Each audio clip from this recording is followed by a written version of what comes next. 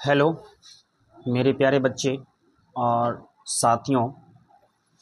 आज हम लोग जो है अपने चैनल के माध्यम से बात करने वाले हैं कि शिक्षक पात्रता की जो परीक्षा होती है उसकी योग्यता और वो पात्रता देने के बाद उसके पात्र होने के बाद हम किस वर्ग तक का शिक्षक बन सकते हैं। आज हम लोग इस पर बात करने वाले हैं।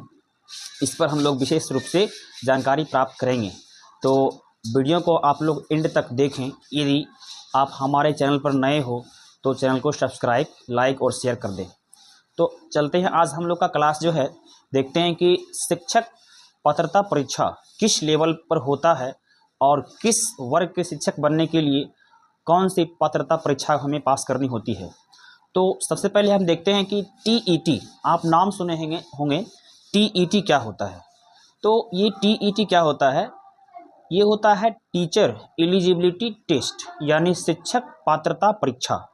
यह शिक्षक पात्रता परीक्षा जो है हमारे केंद्र लेवल पर भी होता है, यानी कि केंद्र सरकार के द्वारा भी करवाई जाती है और हमारे राज्य सरकार के द्वारा भी करवाई जाती है। यानी कि जो व्यक्ति जिस राज्य में हैं उनके राज्य सरकार के द्वारा यह परीक्षा करवाई जाती है। यदि हम लोग बिहार में हैं तो बिहार सरकार के द्वारा कराई जाती है ये पात्रता परीक्षा, शिक्षक पात्रता परीक्षा। तो बिहार में करवाई जाने वाली शिक्षक पात्रता परीक्षा को हम लोग जो है बिहार टेट कहते हैं, बिहार टेट कहते हैं। और जबकि अदर स्टेट में जिस तरह से हरियाणा हो गया उसको हरियाणा टेट कहेंगे, यदि यूपी हो गया तो उसको यूपी टेट कहेंगे, यदि मध्य प्रदेश का हो गया तो एमपी टेट कहेंगे।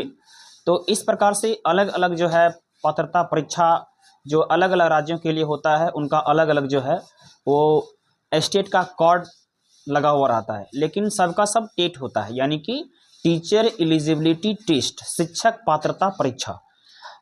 एक तो हमारे जो है केंद्र सरकार के द्वारा संचालित की जाती है जिसको हम सीटेट कहते हैं, सेंट्रल टीचर एलिजिबिलिटी टेस्ट, यानी कि केंद्रीय शिक्षक पात्रता परीक्षा। तो चलिए हम इस पर विशेष रूप से बात करते हैं, देखते हैं कि यहाँ पर ये टीईटी क्या होता है। तो आप देख पा रहे होंगे टीईटी शिक्षक एलिजिबिलिटी, यानी कि टीचर एलिजिबिलिटी टेस्ट, इसको हम कहते हैं शिक्षक, इसको हम कहते हैं शिक्षक पात्रता, शिक्षक पात्रता परीक्षा, इसको हम कहते हैं शिक्षक पात्रता परीक्षा। ये परीक्षा मूल रूप से जो है शिक्षक के पात्र बनाती, यानी कि जो है हम जो भी शिक्षक बनने के लिए हम एग्ज़ाम में बैठते हैं उस एग्ज़ाम में बैठने के लिए हमें यह एलिजिबल करवाती है, यानी कि योग्यता प्रदान करती है। यानी कि ये एग्ज़ाम क्वालिफाई करने के बाद ही हम जो है शिक्षक के एग्ज़ाम में बैठ पाएंगे। यानी कि शिक्षक बनने के लिए जो सरकार के द्वारा आज अभी के समय में जो बीपीएससी के द्वारा शिक्षक भर्ती टीआरई निकाला जाता है, टीचर रिक्वायरमेंट जो है निकाली जाती है एग्जामिनेशन, वो उसमें हम तब बैठ पाएंगे जब इसमें कहीं ना कहीं हम योग्य हो जाएंगे, पास हो जाएंगे, टीईटी में पास हो जाएंगे। तो सब जो है सो ये सारा टीईटी राज्य लेवल पर क्या होता है, देश लेवल पर क्या होता है, इसके बारे में हम लोग आज समझेंगे। तो देखते हैं यहाँ पे जो है टेट दो प्रकार के होता है। सबसे पहले हमने बताया था कि टेट दो प्रकार के होता है। एक होता है एस्टेट यानी कि स्टेट टीचर एलिजिबिलिटी टेस्ट, इसको हम कहते हैं राजकीय शिक्षक पात्रता परीक्षा। बताए हैं कि राजकीय शिक्षक पात्रता परीक्षा हर एक राज्य में अलग अलग होता है, यानी कि हर एक राज्य की सरकार अपने हिसाब से करवाती है और उनका जो हर एक राज्य में अलग अलग होता है। और जिस तरह से हम यहाँ पे देख पा रहे हैं, एक तरफ तो आपका एस्टेट हो गया और एक तरफ आपका जो है सीटेट जो होता है वो सेंट्रल टीचर एलिजिबिलिटी टेस्ट होता है, सेंट्रल टीचर एलिजिबिलिटी टेस्ट, यानी केंद्रीय शिक्षक पात्रता परीक्षा। ये जो है भारत सरकार के द्वारा करवाई जाती है, क्योंकि हमारा भारत सरकार जो है, भारत का सरकार एक होते हैं, यानी कि पूरे भारत का जो सरकार होते हैं, यानी कि हमारे जो भारत सरकार के द्वारा करवाई जाती है उसको हम कहते हैं सीटेट। इसीलिए जो है यह पूरे भारत में, यानी कि भारत के किसी भी राज्य में यह मान्य है, यह डिग्री मान्य है किसी भी राज्य में शिक्षक बनने के लिए, शिक्षक की बहाली प्रक्रिया में भाग लेने के लिए। तो देखते हैं यहाँ पर एस्टेट क्या होता है, एस्टेट के अंतर्गत क्या क्या आता है। तो एस्टेट के अंतर्गत जैसे हम बोले थे, जो एस्टेट यदि स्टेट टीचर एलिजिबिलिटी टेस्ट राजकीय शिक्षक पात्रता परीक्षा, यानी कि वो जिस राज्य में होगा उसी के नाम से उसको हम जानेंगे। इस तरह से अगर ये जो है स्टेट बिहार में हो रहा है तो इसको हम बोलेंगे बीटेट। बिहार में होने वाले स्टेट को हम क्या बोलेंगे? बीटेट बोलेंगे। तो यानी कि बिहार टीचर एलिजिबिलिटी टेस्ट, इसका मतलब हो गया बिहार शिक्षक पात्रता परीक्षा। इसका मतलब हो गया बिहार शिक्षक पात्रता परीक्षा, यानी कि बिहार में जो शिक्षक भर्ती है उसके पात्र बनने के लिए इस एग्ज़ाम को हमें पास करना होता है। उसी तरह से आपका देख रहे हैं कि यहाँ पे यूपी टेट है। यूपी टेट का मतलब होता है यूपी टीचर एलिजिबिलिटी टेस्ट। इसका मतलब होता है यूपी शिक्षक पात्रता परीक्षा। यानी कि हमें ये जो है सो यूपी में शिक्षक बनने के लिए, यानी कि यूपी में जो है शिक्षक भर्ती प्रक्रिया में बैठने के लिए जो है इसके पात्र हमें होना चाहिए, इस पात्रता परीक्षा में हमें पास होना चाहिए। उसके बाद आपका हो गया एमपी टेट। एमपी टेट का मतलब होता है Madhya Pradesh teacher eligibility test. Madhya Pradesh teacher eligibility test, यानी कि मध्य प्रदेश शिक्षक पात्रता परीक्षा। यदि हमें मध्य प्रदेश में शिक्षक बनना है तो मध्य प्रदेश की सरकार द्वारा यह परीक्षा ली जाती है। यानी कि मध्य प्रदेश के सरकार द्वारा जो शिक्षक बहाली की प्रक्रिया है उसमें कैंडिडेट को भाग लेने के लिए ये एमपी टेट पास करना अनिवार्य होता है। आप देखते हैं उसके बाद उसी तरह से आपका हो गया एच टेट। एच टेट मतलब यहाँ पे आपका जो हो गया हरियाणा टीचर एलिजिबिलिटी टेस्ट। इसका मतलब हो गया हरियाणा शिक्षक पात्रता परीक्षा। यानी कि हरियाणा सरकार के द्वारा जो शिक्षक पात्रता परीक्षा ली जाती है उसमें पास करना हमें ज़रूरी होता है जब हमें हरियाणा के शिक्षक भर्ती प्रक्रिया में भाग लेना है। तो हम बता दें जितने भी ये एस्टेट होता है ये सब एस्टेट का प्रकार था। यानी कि जो है राजकीय शिक्षक पात्रता परीक्षा का ये सब टाइप्स था। यानी कि जितने राज्य हैं उतने राज्य में अलग अलग वहाँ की सरकार द्वारा ये परीक्षा करवाई जाती है। और ये परीक्षा जो है मूल रूप से 2 पेपर में होता है। तो बता दें कि यहाँ पे 2 पेपर कौन कौन सा पेपर है, इसका एग्ज़ाम किस प्रकार से होता है। तो यहाँ पे पेपर 1 देख रहे हैं, यहाँ पे पेपर 1 यानी कि एस्टेट में जो हम देते हैं अलग अलग राज्यों में, इसका पेपर दो होता है, पेपर 1 पेपर 2। तो पेपर 1 जो है वो लोग देते हैं जो इंटर करके डीएलएड किए हैं, वैसे लोग देते हैं पेपर 1 जो इंटर करके डीएलएड किए हैं और वो जो है क्लास जो है 1 से लेकर 5 तक का शिक्षक बनने के लिए, इसमें जो है क्लास 1 से लेकर 5 तक का शिक्षक हम बन सकते हैं इसका पेपर 1 दे करके। यानी कि एस्टेट का पेपर 1 यदि हम क्वालिफाई करते हैं तो हम क्लास जो है कक्षा 1 से लेकर 5 तक के शिक्षक बहाली प्रक्रिया में हम भाग ले सकते हैं, योग्य हो सकते हैं। उसके बाद दूसरी तरफ देखते हैं पेपर 2। पेपर 2 कौन व्यक्ति दे सकता है? पेपर 2 वैसे लोग दे सकते हैं जो स्नातक करके डीएलएड किए हैं, यानी कि डिप्लोमा प्राप्त किए हैं, स्नातक करके शिक्षा के क्षेत्र में डिप्लोमा किए हैं, या फिर स्नातक करके बीएड किए हैं, यानी कि बैचलर डिग्री प्राप्त किए शिक्षा के क्षेत्र में। वैसे व्यक्ति जो है वो जो है पेपर 2 इसका दे सकते हैं। और ये पेपर 2 देने के बाद इनको जो है ये कक्षा जो है 6 से लेकर 8 तक की जो है शिक्षक इसमें आप बन सकते हैं, उसके योग्य हो जाते हैं आप। उसके बाद ये जो है आपका एस्टेट की प्रक्रिया हो गया, आप एस्टेट के बारे में जान लिए हैं। अब हम देखते हैं कि जो बताए थे सीटेट जो होता है मेरा सेंट्रल टीचर एलिजिबिलिटी टेस्ट, केंद्रीय शिक्षक पात्रता परीक्षा, यह भी इसका भी 2 पेपर होता है, लेकिन अंतर इतना ही है कि ये केंद्रीय लेवल पर होता है। ये केंद्रीय लेवल पर होता है, भारत सरकार के द्वारा करवाई जाती है, इसलिए यह पूरे भारत में मान्य होता है।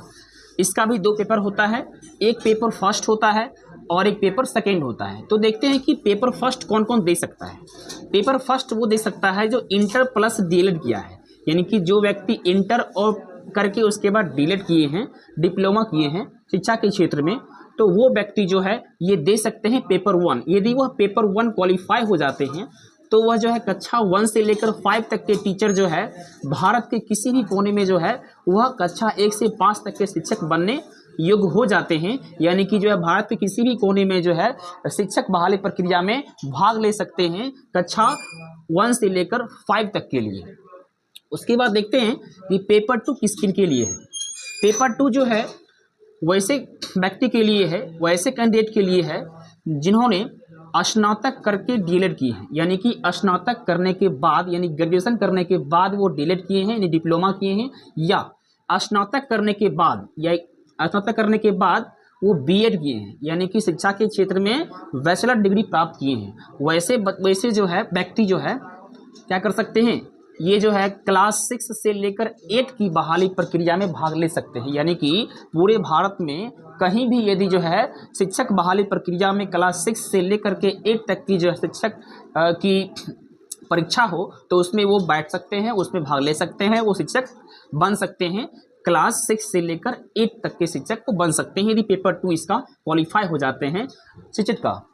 तो हम देखते हैं कि यहाँ भी स्टेट में भी जो है यही प्रोसेस है, फिर यहाँ सीटेट में भी वही प्रोसेस देख रहे हैं। यहाँ भी पेपर 1 पेपर 2 और यहाँ भी पेपर 1 पेपर 2। जैसे यहाँ पेपर 1 में प्रोसेस जितना 1 से 5 तक के लिए बन सकते हैं शिक्षक, तो यहाँ भी देख रहे हैं, केंद्रीय सरकार में भी देख रहे हैं कि जो है सो यहाँ भी देख रहे हैं कि क्लास जो है 1 से लेकर 5 तक के शिक्षक बन सकते हैं पेपर 1 देने पर। और यहाँ भी हम देख पा रहे हैं कि पेपर 2 देने पर कि यहाँ पे जो है क्लास 6 से 8 तक के शिक्षक बन सकते हैं। और यहाँ भी देख रहे हैं कि सीटेट वाला में भी देख रहे हैं कि पेपर 2 में जो पेपर 2 क्वालिफाई करने के बाद क्लास 6 से 8 तक के शिक्षक बन सकते हैं। तो आखिर दोनों में क्या अंतर है, बच्चे के मन में यह इन सारी बातों का जो है हमेशा जो है ये प्रश्न उठती रहता है कि ये दोनों में अंतर क्या है। तो बता दें, इस दोनों में अंतर यही है कि देखिए आप यहाँ पे नोट है ना, सीटेट सभी राज्यों में मान्य है। पहले हम बताएं कि पूरे भारत में किसी भी राज्य में आप शिक्षक बन सकते हैं यदि आप सीटेट का पेपर क्वालिफाई है। पूरे भारत में कहीं भी बन सकते हैं, किसी भी राज्य में यह मान्य होगा। उसके बाद साथ साथ क्या है इसमें कि केंद्रीय विद्यालय के शिक्षक बनने का योग्यता प्रदान करती है। यानी कि आप स्टेट पास करके केंद्रीय विद्यालय के शिक्षक नहीं बन सकते हैं, लेकिन आप सीटेट की पेपर पास करने के बाद आप भारत में जो है केंद्रीय विद्यालय के भी शिक्षक बन सकते हैं। केंद्रीय विद्यालय आपका हो गया जैसे कि जवाहर नवोदय विद्यालय हो गया, सैनिक स्कूल के शिक्षक आप बन सकते हैं, रेलवे स्कूल का आप शिक्षक बन सकते हैं। ये सारे आप जो है सो शिक्षक बन सकते हैं। कब? जब आप सीटेट पेपर क्वालिफाई रहिएगा तब। इसीलिए हमें सीटेट जो है देना ज़रूरी होता है, क्योंकि इसके माध्यम से हम किसी भी राज्य का तो शिक्षक बन ही सकते हैं, साथ साथ किसी भी केंद्रीय विद्यालय का भी शिक्षक बनने योग्य हो जाते हैं। यानी कि केंद्रीय विद्यालय में जो शिक्षक बहाली प्रक्रिया है उसमें भी हम भाग ले सकते हैं और शिक्षक बन सकते हैं। उसके बाद देखते हैं, यहाँ तक तो हम जो है सो क्लास 1 से लेकर 8 तक की जो है शिक्षक बनने की प्रक्रिया को हम जाने हैं। अब देखते हैं कि जो है सो क्लास 9, 10 और क्लास 11, 12 का शिक्षक हम कब बन पाते हैं। तो यहाँ देखते हैं, इसके लिए जो है हो जाता है मेरा बिहार के यदि बच्चे हैं तो बिहार में आपका हो जाएगा बी स्टेट।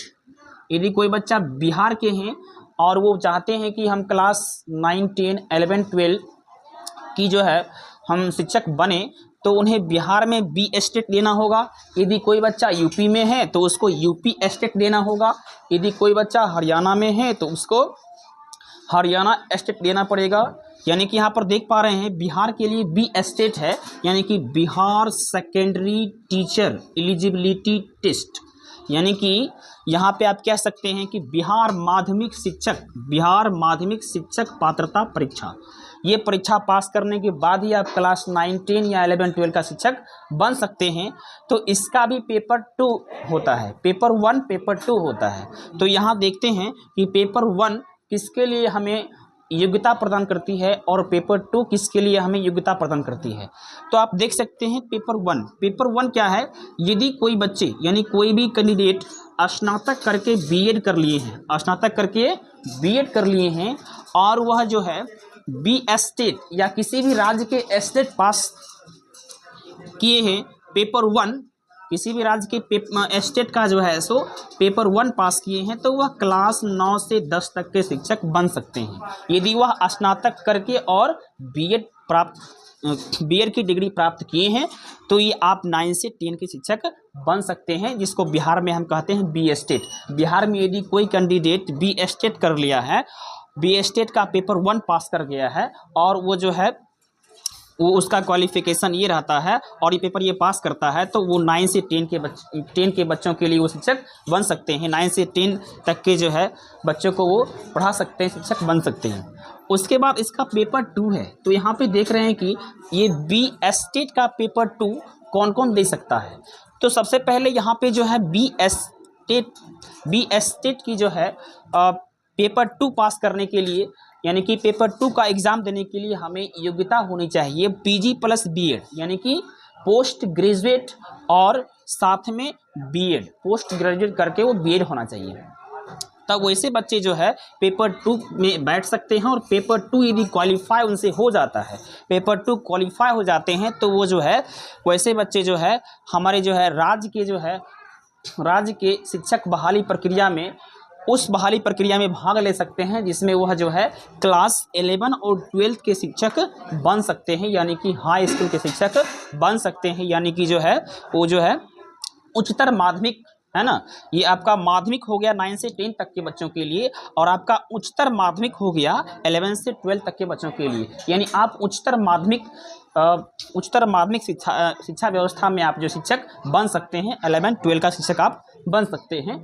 तो आपको यह जो है हमारी जानकारी कैसा लगा, आप जो है लाइक कीजिएगा इसे, और कमेंट के माध्यम से बताइएगा कि यह जानकारी आपको कैसा लगा। और आज के बाद इस प्रकार की कोई भी जो है आपके मन में प्रश्न नहीं उठेगा, और उठता है तो हमें कमेंट करके अवश्य आप बताइएगा। धन्यवाद।